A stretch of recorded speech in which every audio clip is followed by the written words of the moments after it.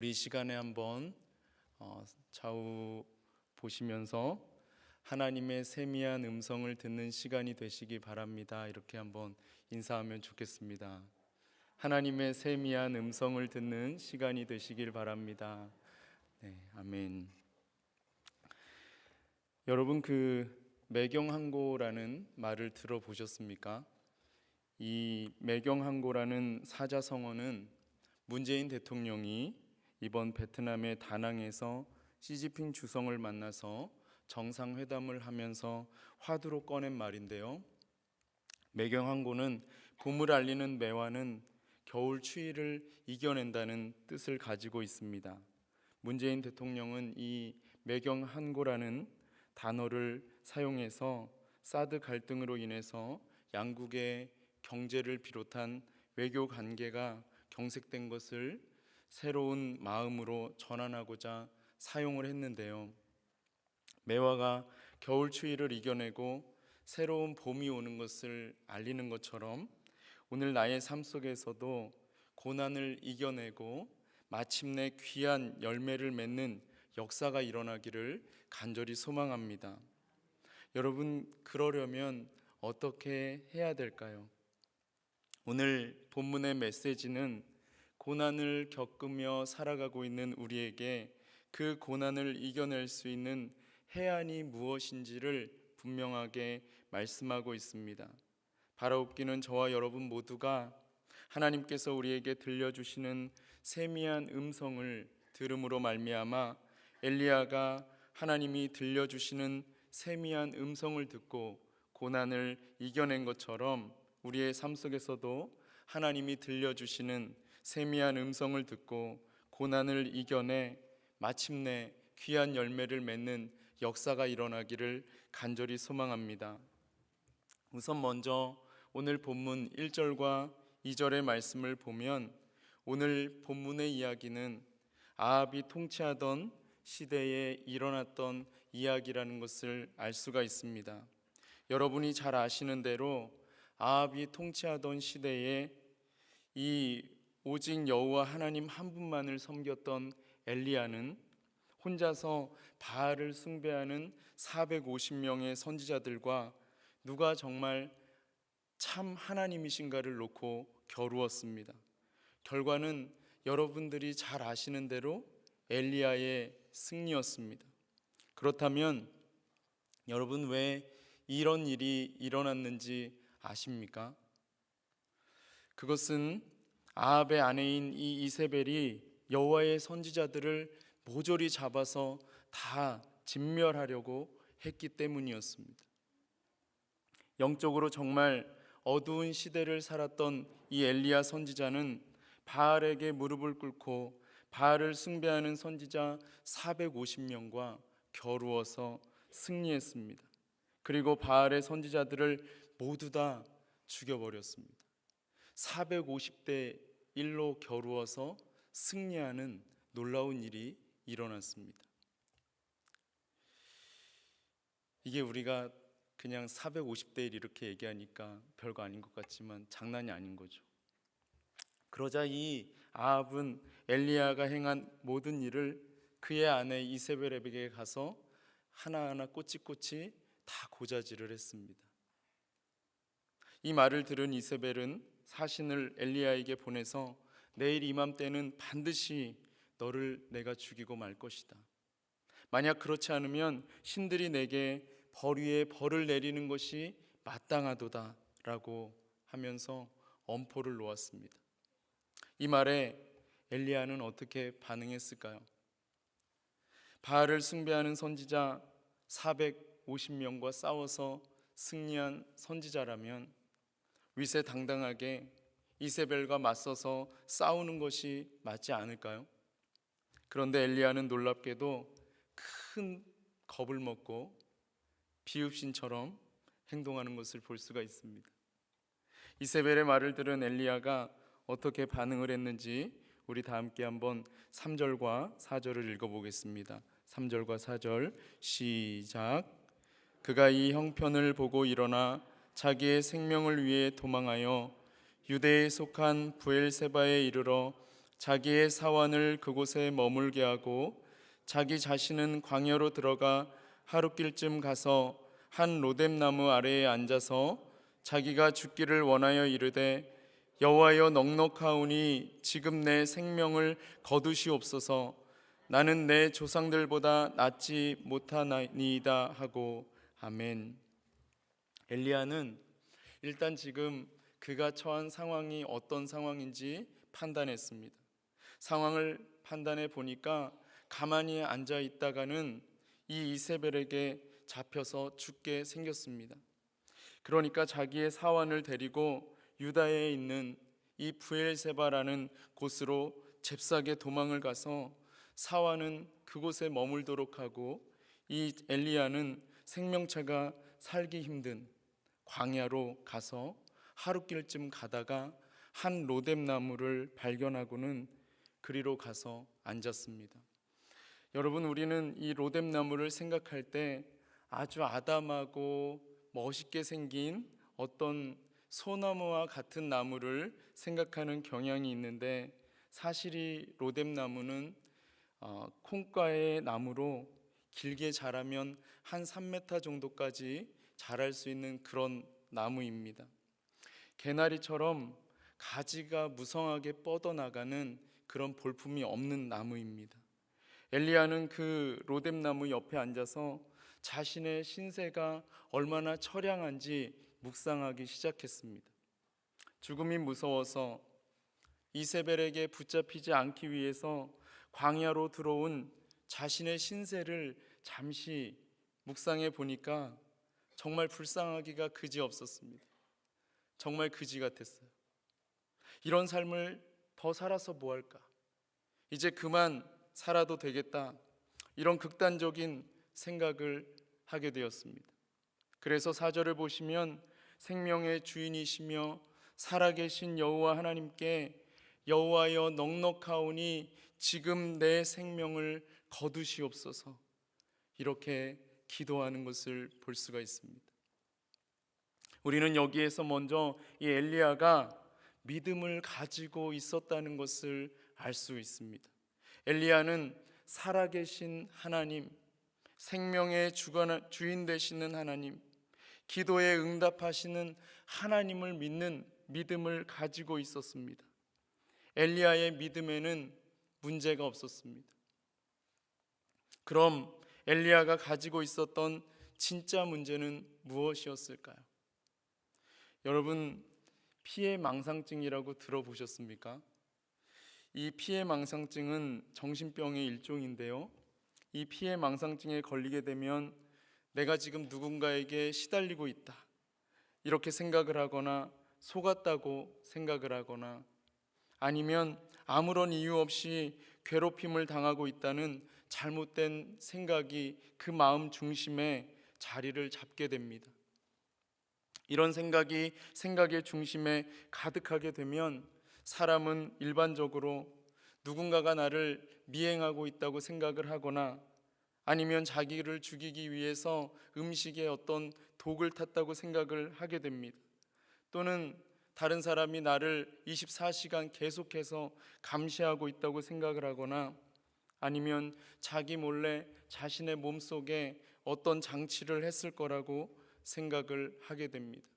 이런 증상이 심해지게 되면 정신병이 되는 것인데요, 지금 엘리야는 자신에게 일어난 상황을 보고 피해망상증에 걸린 환자처럼 행동을 하는 것을 볼 수가 있습니다. 하지만 문제는 외부에 있는 것이 아니라 자기 자신에게 있었는데, 그것은 바로 오늘 말씀 3절에 나오는 것처럼 자기 목숨을 보존하려고 하는 이 태도에 문제가 있었다는 것입니다. 즉 엘리야는 죽음이 두려웠습니다. 어떻게 해서든지 이세벨에 의해서 죽는 죽음만은 피하고 싶었습니다. 사실 이 이세벨에 의해서 죽을 것인지 그렇지 않을 것인지는 아직 엘리야가 알 수 없는 것이었습니다. 그럼에도 불구하고 이 엘리야는 미루어서 짐작해 볼 때 내가 내일 이맘때면 이세벨에게 죽임을 당하게 될 것이라는 것을 사실로 받아들이면서 피해 망상에 사로잡혀 있었던 것입니다. 피해 망상에 사로잡힌 이 엘리야는 어떻게 행동을 했습니까? 현실을 피해서 도망을 쳤습니다. 사실 우리 주변에서도 이 피해 망상에 사로잡혀서 신앙생활을 하는 분들을 적지 않게 만나볼 수가 있습니다. 저도 어느 정도는 좀 그런 것들이 있는 것 같아요. 사실 이런 분들의 특징이 한 가지가 있는데, 그것은 지나치게 방어적인 자세를 취하면서 현실로부터 도망을 친다는 것입니다. 한번 자신을 점검해 보십시오. 나는 지금 새해의 삶과 사역을 앞에 놓고 지나치게 방어적인 자세를 취하며 도망을 치고 있지는 않습니까? 만약 내가 지금 내년을 살아낼 자신이 없어서 그냥 닥치는 대로 살아갈 마음을 먹고 있으며, 또 내년의 사역을 감당할 자신이 없어서 도망치고 있다면 오늘 본문을 주목해 보십시오. 오늘 본문을 통해서 새로운 용기를 얻고 믿음으로 그 자리를 떨치고 일어나기를 간절히 소망합니다. 여러분, 피해 망상에 걸려서 아무런 소망이 없는 이 엘리야가 자신의 생명을 하나님께 맡기고 이제 이 로뎀나무 아래에 누워서 자고 있을 때 천사가 나타나서 이 엘리야를 어루만지기면서 깊이 잠든 엘리야를 잠에서 깨웠습니다. 그리고는 엘리야에게 숯불에 구운 떡과 물 한 병을 주고 일어나서 먹으라고 했습니다. 엘리야는 숯불에 구운 떡과 물 한 병을 먹고는 다시 잠들었습니다. 이것은 지금 엘리야가 육체적으로 완전히 번아웃되어 있다는 것을 보여주는 것입니다. 엘리야는 지치고 탈진해서 더 이상 사역을 감당할 수 없는 상태가 되었습니다. 엘리야에게는 쉼이 필요했습니다. 어떤 분들은 쉬는 것을 굉장히 죄스러워하는 것을 볼 수가 있습니다. 육체가 도저히 감당할 수 있는 힘이 없을 때는 말 그대로 편안하게 쉬는 쉼이 정말 필요합니다. 그런데 진정으로 쉬는 것은 단순히 그냥 육체적으로 쉬는 것을 말하는 것이 아니라 새로운 도전과 모험을 위해서 그동안 해왔던 일들을 평가하고 반성하며 새로운 일들을 할 준비를 하는 것을 말합니다. 엘리야는 지금 육체적으로 쉼을 가지면서 하나님의 인도하심을 받아 다음 발걸음을 준비하고 있었습니다. 여호와의 천사가 엘리야에게 다시 찾아와서 이 잠든 엘리야를 흔들어 깨우며 일어나 먹으라고 했습니다. 엘리야는 천사가 준 음식을 먹고 40주 40야를 달려서 하나님의 산 호렙에 도착했습니다. 여러분, 이 엘리야는 왜 하나님의 산 호렙으로 간 것일까요? 엘리야는 살아계신 하나님을 만나기 위해서 간 것입니다. 살아계신 하나님은 무소부재하신 분으로서 안 계신 곳이 없는 분이시지만 때로는 특별한 장소로 부르셔서 하나님의 말씀을 전해주시는 것을 볼 수가 있습니다. 그 특별한 장소가 신약 시대를 살아가는 우리에게는 교회입니다. 살아계신 하나님은 지금도 교회를 사용하셔서 교회를 통하여 하나님의 백성들에게 하나님의 말씀을 들려주십니다.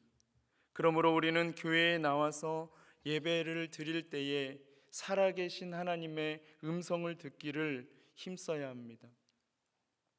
엘리야는 이 호렙산에 있는 동굴로 들어갔습니다. 여러분, 왜 엘리야가 호렙산에 있는 동굴로 들어갔을까요? 자기를 죽이겠다고 하는 이세벨이 무서웠기 때문입니다. 자신을 숨길 수 있는, 그래서 이 엘리야는 자신을 숨길 수 있는 동굴로 들어간 것입니다. 이것은 엘리야가 아직도 여전히 두려움에 사로잡혀 있다는 것을 의미합니다.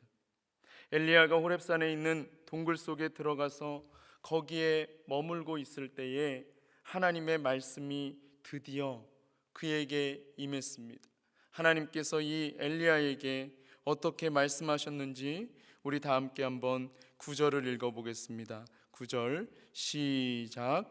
엘리야가 그곳 굴에 들어가 거기서 머물더니 여호와의 말씀이 그에게 임하여 이르시되 엘리야야 내가 어찌하여 여기 있느냐. 아멘. 엘리야는 자신에게 말씀하시는 하나님의 말씀을 들었습니다. 하나님께서는 엘리야에게 물으셨습니다. 엘리야야 내가 어찌하여 여기에 있느냐. 이 질문의 의미는 엘리야야 내가 어찌하여 너에게 맡겨진 사명을 잊어버리고 두려움에 사로잡혀서 이 동굴에 들어와 있느냐라고 하는 것입니다. 이 질문을 오늘 나의 삶의 자리로 가지고 온다면 이렇게 바꿀 수 있을 것입니다. 상명아 내가 어찌하여 새해를 두려워하느냐. 내가 어찌하여 사역을 두려워하느냐. 이렇게 물으시는 것입니다. 그러자 엘리야가 하나님께 지금 이스라엘 가운데 어떠한 참혹한 일들이 벌어지고 있는지를 말씀드리는 것을 볼 수가 있는데요. 우리 계속해서 다 함께 10절의 말씀을 읽어보겠습니다. 시작. 그가 대답하되 내가 만군의 하나님 여호와께 열심히 유별하오니 이는 이스라엘 자손이 주의 언약을 버리고 주의 제단을 헐며 칼로 주의 선지자들을 죽였음이오며 오직 나만 남았거늘 그들이 내 생명을 찾아 빼앗으려 하나이다. 아멘. 엘리야는 먼저 자신이 가지고 있는 만군의 여호와 하나님을 향한 열정이 남들과는 다르다는 것을 말씀드렸습니다. 엘리야가 이렇게 남들과 다른 열정을 가지고 있는 이유는 이스라엘 자손이 주께서 이스라엘 백성과 시내산에서 맺으신 언약을 버리고 주님께서 세우신 제단을 헐어버렸으며 하나님의 말씀을 전하는 주의 선지자들을 칼로 죽이는 만행을 자행하고 있기 때문이라고 말씀을 드렸습니다. 그리고 자기 자신만 지금 홀로 남아있는데 그들이 자신을 찾아서 죽이려고 하는 위태로운 상황 가운데 놓여 있다고 말씀을 드렸습니다. 그러자 이 엘리야의 대답을 들으신 하나님께서는 엘리야가 한 대답에는 전혀 반응하지 않으시고 엘리야로 하여금 여호와 앞에서 산에 서라고 명령하시는 것을 볼 수 있습니다. 왜 그러시는 것일까요? 도대체 이 엘리야에게 무엇을 깨닫게 하려고 하나님께서 이렇게 말씀하시는 것일까요? 우리 다 함께 한번 11절과 12절을 읽어보겠습니다. 11절과 12절 시작. 여호와께서 이르시되 너는 나가서 여호와 앞에서 산에 서라 하시더니 여호와께서 지나가시는데 여호와 앞에 크고 강한 바람이 산을 가르고 바위를 부수나 바람 가운데에 여호와께서 계시지 아니하며 바람 후에 지진이 있으나 지진 가운데에도 여호와께서 계시지 아니하며 또 지진 후에 불이 있으나 불 가운데에도 여호와께서 계시지 아니하더니 불 후에 세미한 소리가 있는지라. 아멘. 여호와께서는 엘리야에게 두려움에 사로잡혀서 동굴 속에 들어가 있는 엘리야에게 동굴에서 나가서 여호와 앞에 서라고 말씀하셨습니다.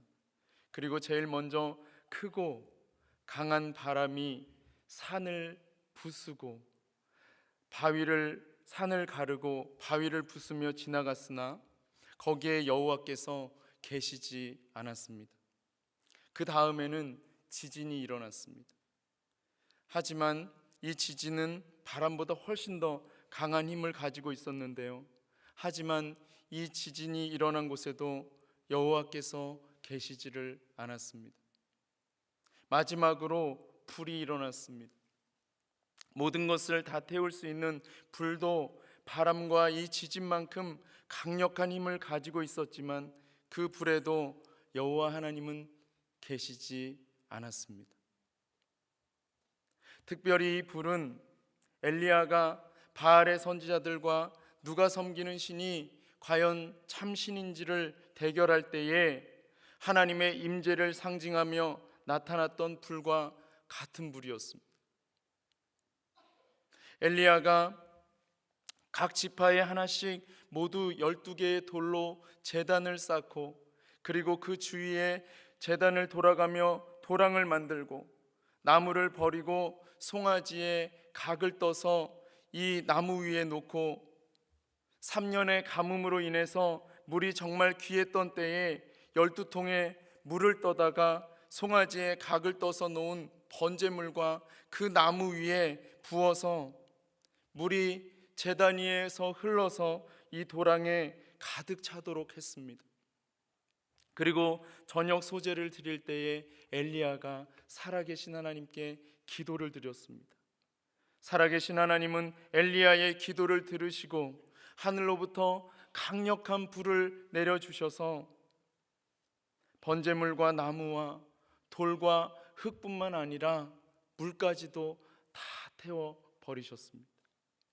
그래서 엘리야에게 이 불은 하나님의 임재를 상징하는 것이었습니다. 그러나 오늘 본문에서는 하나님께서 이 불 가운데에서도 계시지 아니하셨습니다. 그리고 불 후에 세미한 음성이 들렸습니다. 엘리야가 들은 세미한 음성은 바로 하나님의 말씀이었습니다. 여러분, 산을 가르고 바위를 부술 수 있는 강력한 바람, 아마도 이런 바람은 태풍이나 허리케인과 같은 정말 강력한 바람이었을 것입니다. 이렇게 강력한 바람에 비해서 또한 산을 흔들어 놓을 수 있을 만큼 정말 강력한 지진에 비해서 오늘 오후 2시 반쯤에 우리 전부 다 경험했지 않습니까? 흔들리는 경험. 정말 강력합니다. 지진이 한번 일어나면. 포항에서 규모 5.5의 강도의 지진이 발생을 했는데요. 저도 사무실에 앉아서 설교를 작성하고 있는데 처음에는 이제 큰 차가 지나가가지고 그런 때가 있으니까 또 바람이 좀 세면은 창문도 흔들리고 그러니까 그래서 그런가 보다 했는데 큰 차도 지나가지 않았고 바람도 불지 않았는데 건물이 이렇게 꿀렁꿀렁 하는 것을 느낄 수가 있었습니다. 정말 강력했습니다. 그리고서 이렇게 한 5시쯤에 이렇게 인터넷을 검색해 보니까 포항에서 여러 곳이 이 지진으로 인해서 피해를 입은 것을 볼 수가 있었습니다.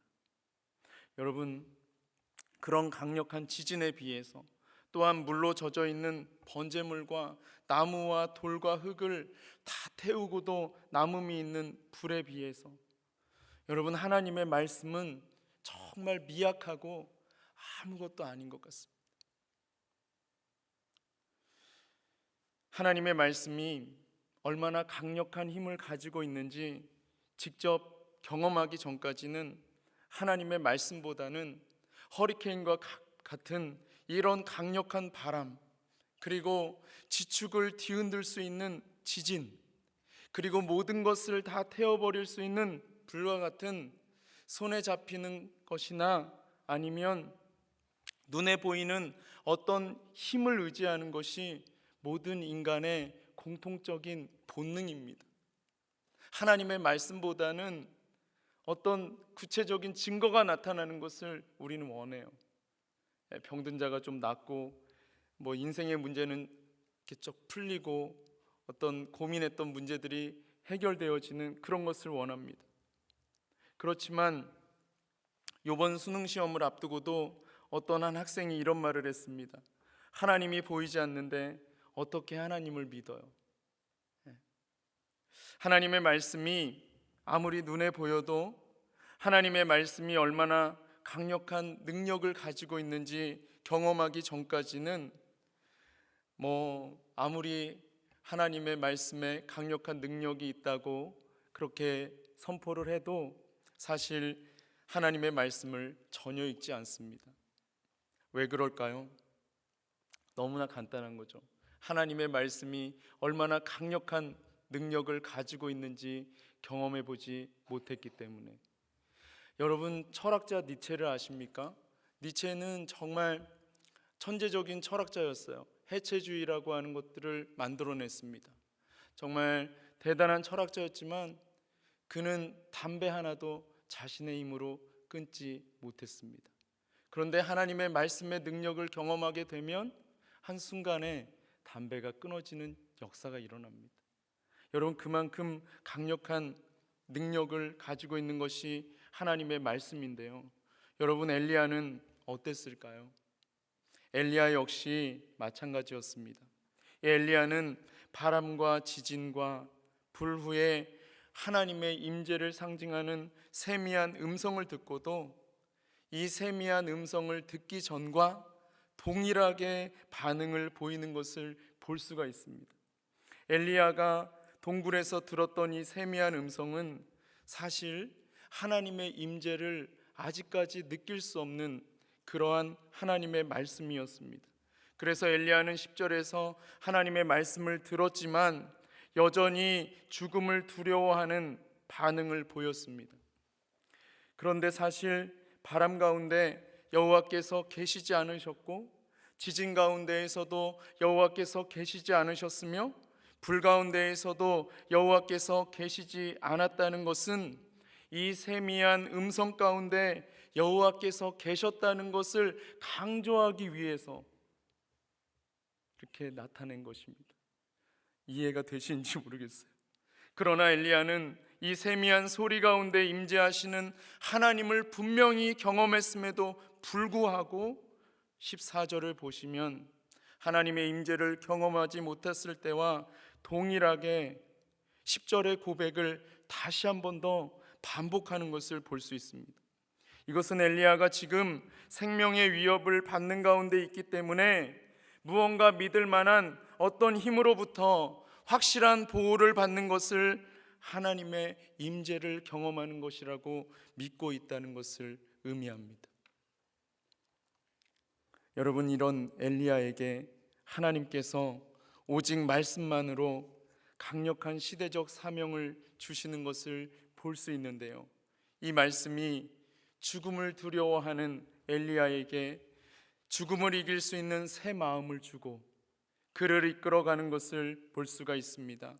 하나님께서 엘리야에게 주신 말씀이 무엇인지 우리 다 함께 한번 15절과 16절을 같이 한번 읽어보겠습니다.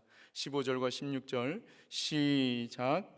여호와께서 그에게 이르시되 너는 내 길을 돌이켜 광야를 통하여 다메섹에 가서 이르거든 하사엘에게 기름을 부어 아람의 왕이 되게 하고 너는 또 님시의 아들 예후에게 기름을 부어 이스라엘의 왕이 되게 하고 또 아벨 무올라 사밧의 아들 엘리사에게 기름을 부어 너를 대신하여 선지자가 되게 하라. 아멘.